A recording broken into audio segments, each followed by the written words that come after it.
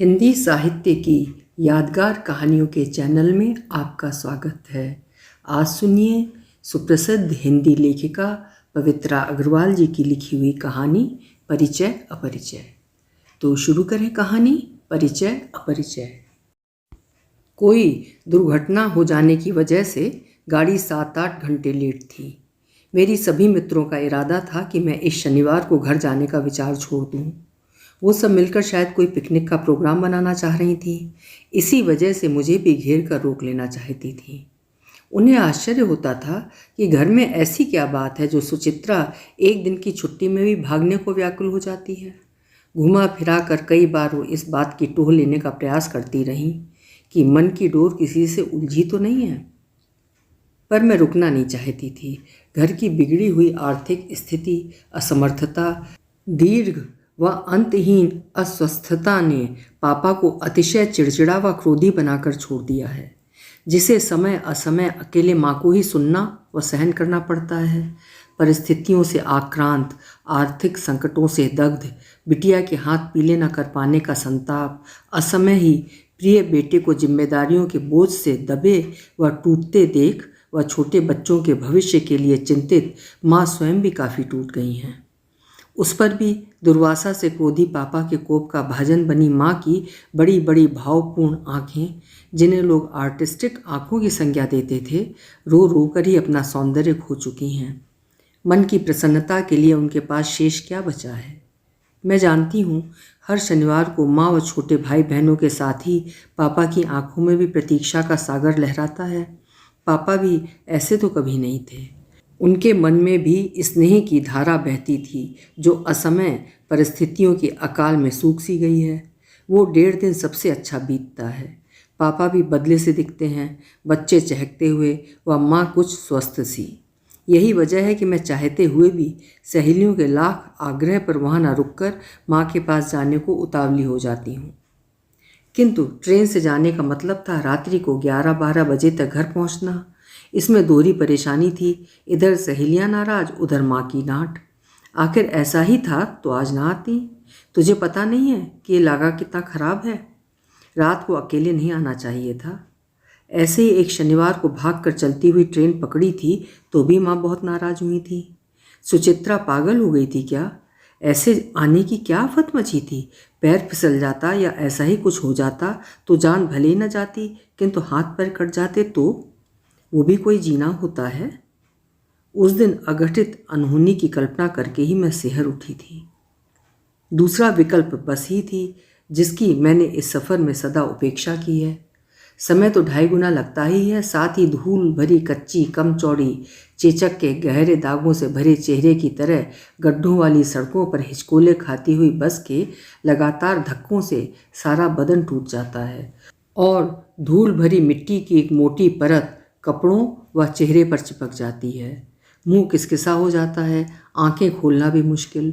रास्ते में कहीं बस खराब हो जाए तो दोनों तरफ से आने जाने वाले ट्रकों बसों की लाइन लग जाती है, क्योंकि सड़क कम चौड़ी होने की वजह से वाहन सड़क के बीच में चलते हैं।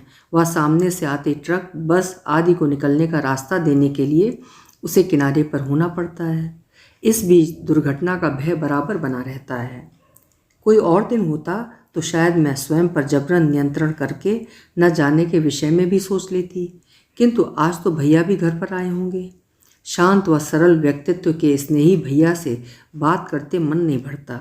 दुनिया भर के साहित्य व राजनीति की ढेर सारी बातें।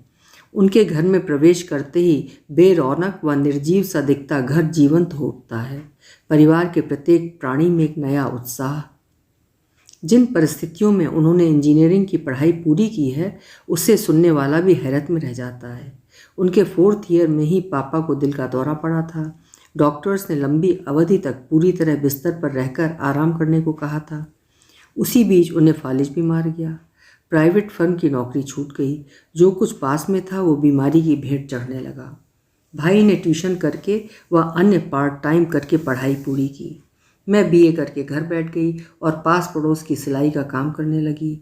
माँ तुरपन बटन काज का काम कर देती थी। सबकी आशा का केंद्र भैया थे। वो स्वयं भी अपने दायित्व के प्रति सजग थे, किंतु जीवन के स्वर्णिम काल यानी प्रारंभिक 25-26 वर्ष जिस इंजीनियरिंग की शिक्षा और डिग्री को प्राप्त करने में लगाए, वही डिग्री तगड़े सोर्स व मोटी रिश्वत के अभाव में अर्थहीन होकर रह गई। उन्हें पैर टिकाने का एक ठोस धरातल भी प्रदान न कर सकी। भैया प्रत्येक चेहरे पर जन्म लेती आशाओं का जनाजा निकालते, अपनी इच्छा की कब्र बनते देख मन में उठते झंझावातों से अकेले ही जूझने का प्रयास करते रहे। कुछ दिनों की बेरोजगारी व भटकन सहने के बाद जो समझौते करने पड़े, मतलब छोटी सी नौकरी व ट्यूशन, उसने उन्हें कहीं अंदर से तोड़ा अवश्य, फिर भी टूटन की उन किरचों को अपने में ही समेटे रहे। दर्द की लकीरों को न जाने कहाँ छिपाकर सदा प्रसन्न दिखने का प्रयास करते रहे। उन दिनों घर की खस्ता हालत देखकर संगीत शिक्षिका की नौकरी का निर्णय भी मैंने स्वयं ही लिया था, वरना आवश्यकता महसूस करते हुए भी कोई नहीं चाहता था कि सुचित्रा मास्टरी के लिए घर से दूर रहे।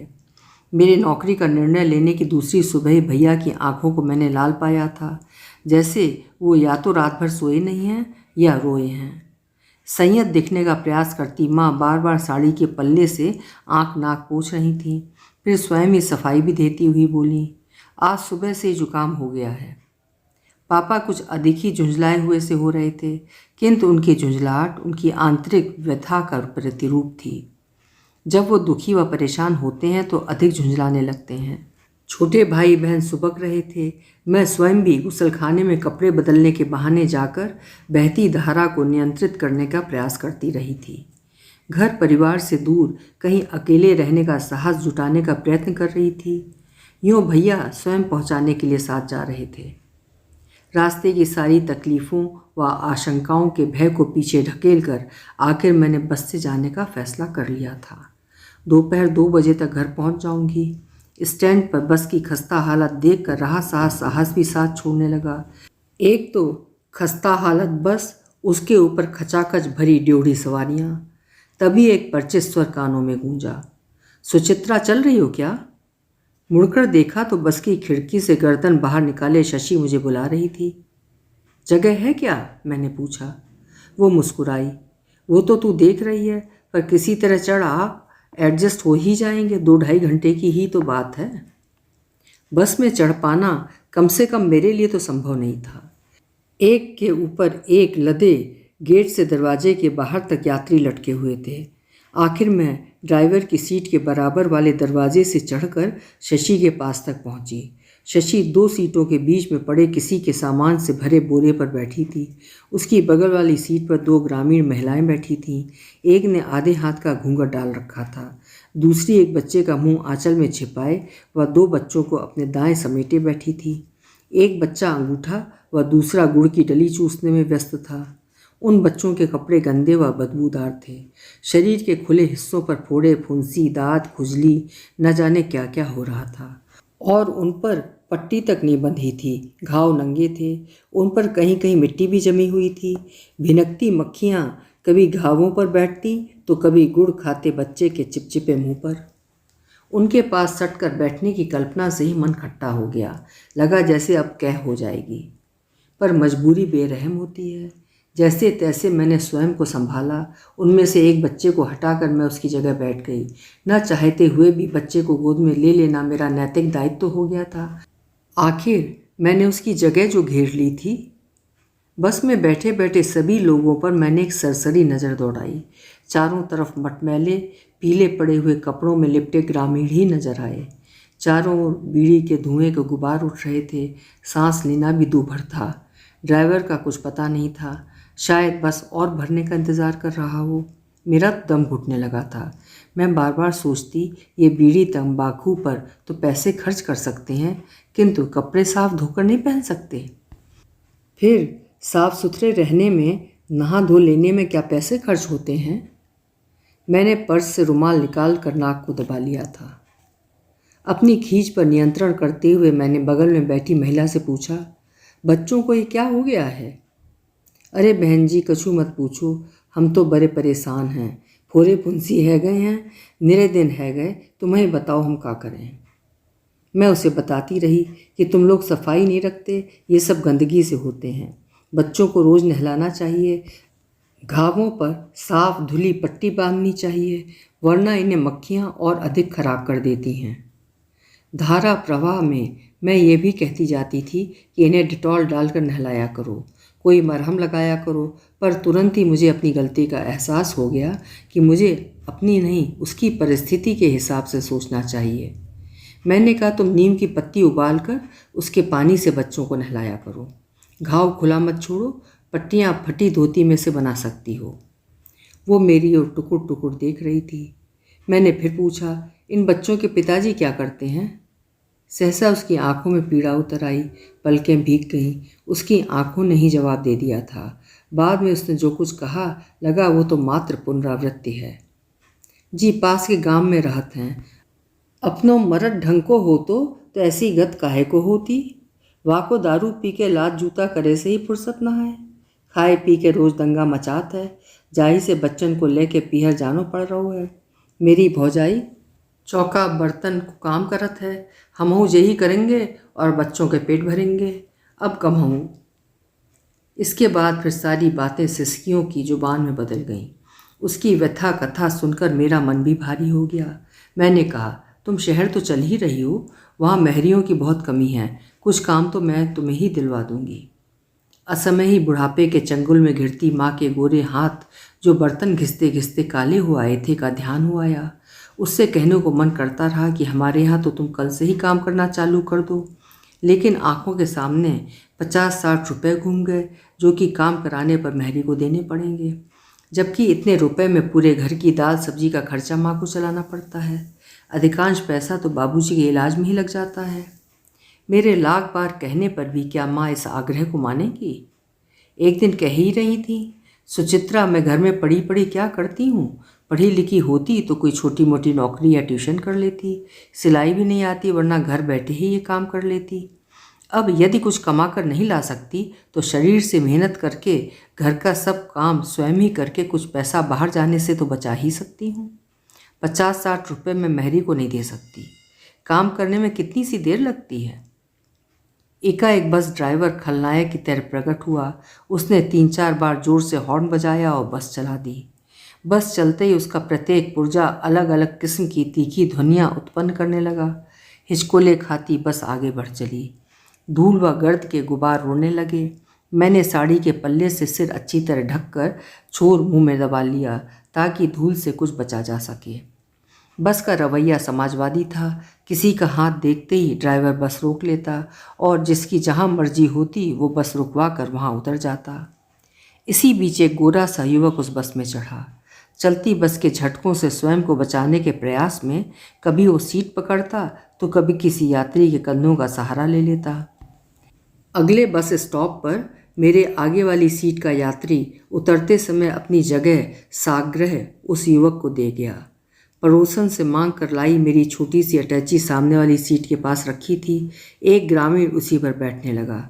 मैंने कहा, ए भाई, उस पर मत बैठो, टूट जाएगी। तो फिर कहते कहते मैं रुक गई। तभी वो युवक अचानक मेरी तरफ मुड़ा। ये अटैची आपकी है? मैंने स्वीकृत स्वरूप गर्दन हिला दी। बातों का सिलसिला जारी रखने के लिए उसने फिर पूछा, आप स्टूडेंट हैं? जी नहीं, फ़िलहाल तो हाई स्कूल में टीचर हूँ। कम से कम आप बीए तो होंगी ही। पिछले वर्ष एमए किया है। कहाँ से, किस सब्जेक्ट में? हिंदी में, प्राइवेट किया है। अच्छा, तो टीचिंग के साथ पढ़ाई भी? बड़ा लेबर करना पड़ता होगा। क्या सब्जेक्ट पढ़ाती हैं? म्यूज़िक। वेरी गुड, तब तो इस विधा में आप अवश्य पारंगत होंगी।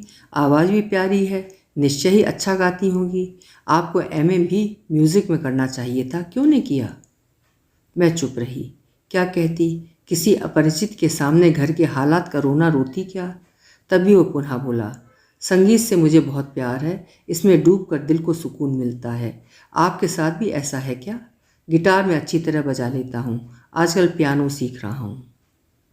मैंने कहना चाहा कि इस समय म्यूज़िक मेरी हॉबी ही नहीं, रोजी रोटी का साधन भी है, इसीलिए और भी प्रिय है।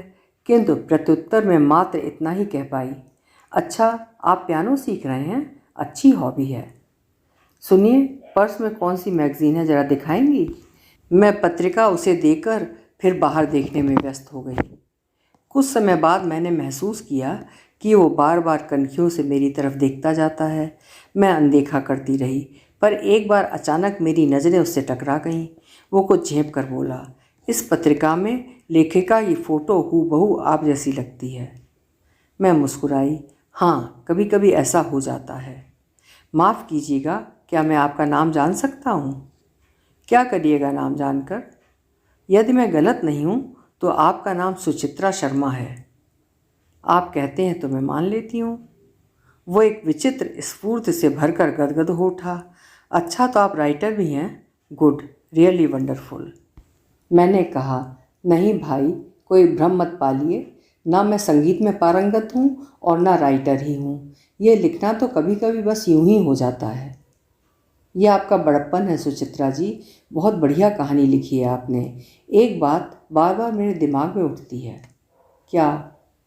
मैं उसकी बात काटकर बीच में ही बोल उठी, यही कि इस कहानी की नायिका आप स्वयं ही हैं। उसका रूप, रंग, आकृति, स्वभाव सभी कुछ तो आपसे मिलता है।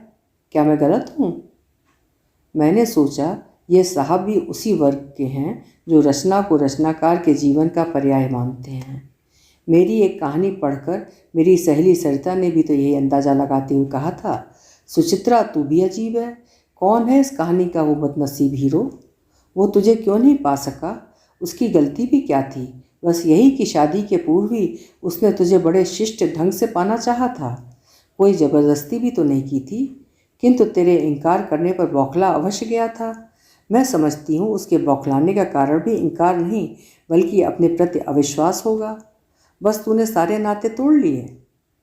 कितने विश्वास के साथ उसने मुझे ही अपनी कहानी की वास्तविक नायिका मानकर ये सब कह डाला था कि मैं ठगी सी रह गई थी। अरे, आप क्या सोचने लगी सुचित्रा जी? क्या आप वाकई इस कहानी की नायिका नहीं हैं? उसके बोलने से मेरा ध्यान टूटा। जी नहीं, मैंने दृढ़तापूर्वक कहा। इस कहानी की नायिका या घटनाओं से मेरा दूर दूर तक कोई संबंध नहीं है। आपको ये भ्रम शायद इसलिए हुआ कि कहानी की नायिका को भी मैंने राइटर ही दिखाया है। रही बात मुझसे आकृति प्रकृति मिलने की, तो लेखक के व्यक्तित्व की छाप कम या अधिक किसी न किसी पात्र पर पड़ती ही है। मैं ये तो स्वीकारती हूँ कि रचनाकार के व्यक्तित्व व मानसिकता से उसकी कृतियाँ सर्वथा अछूती नहीं रह पाती, किंतु कथानक को उसके जीवन का पर्याय नहीं माना जा सकता। रचना व्यक्ति से नहीं, जिंदगी की सच्चाइयों से जन्म लेती है। उसने बातचीत को दूसरा मोड़ दे दिया। मेरी एक फ्रेंड है, डोंट माइंड, वो 2 बच्चों की मम्मी है। उसने ये वाक्य कुछ इस तरह कहा जैसे सफाई दे रहा हो कि अविवाहित लड़की से दोस्ती भले ही अनैतिक हो, किंतु 2 बच्चों की मम्मी से दोस्ती करना अनैतिक नहीं होता। वो अच्छी राइटर है। रेडियो टीवी पर उसके प्रोग्राम आते ही रहते हैं। कभी आप हमारे यहाँ आएँ तो मैं उनसे मिलवाऊँगा। आप कहाँ के रहने वाले हैं? वैसे तो मैं जम्मू का हूँ, पर आजकल दिल्ली में प्रोफेसर हूँ। मेरा नाम संदीप शर्मा है। और आपका परिवार?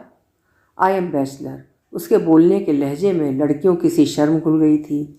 फिर अचानक साहसी बनते हुए कहा, but now A days thinking seriously about marriage. मेरा मतलब आपके मम्मी पापा से था। वे सब जम्मू में हैं।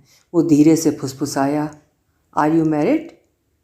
मैं इस अप्रासंगिक प्रश्न के लिए तैयार नहीं थी। सोचा पूछूं ये प्रश्न क्यों, पर बात को ख़त्म कर देने के मूड में चुप रहना ही उपयुक्त समझा। दरअसल आजकल मैरिड अनमैरिड में अंतर करना मुश्किल हो जाता है। आजकल अनेक मैरिड लेडीज़ मांग में सिंदूर नहीं भरती हैं। आपने अभी तक सिर ढक रखा है, इसी से भ्रम हुआ। मैं खिड़की से बाहर देखने लगी।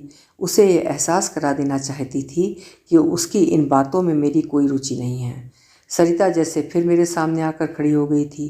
कहने लगी, सुचित्रा, जो विवाह की इच्छा रखते हुए तुझमें रुचि लेना चाहते हैं, उनसे तू इस तरह तटस्थ सा उपेक्षात्मक व्यवहार क्यों करती है? क्या ये तेरा अहंकार नहीं है? मैं सरिता को कैसे समझाऊं कि यहाँ मेरा अहंकार नहीं है। आखिर इन सज्जन ने भी चंद मिनटों में रूप रंग के अलावा मेरी कौन सी खूबी जान ली। सहज रूपाकर्षण ही प्रेम का आधार नहीं होता। नारी के लिए सिर्फ तत्कालिकता ही प्रेम की उपलब्धि नहीं होती, क्योंकि प्रेम उसके जीवन के लिए एक अनुभव मात्र नहीं, उसका संपूर्ण अस्तित्व होता है।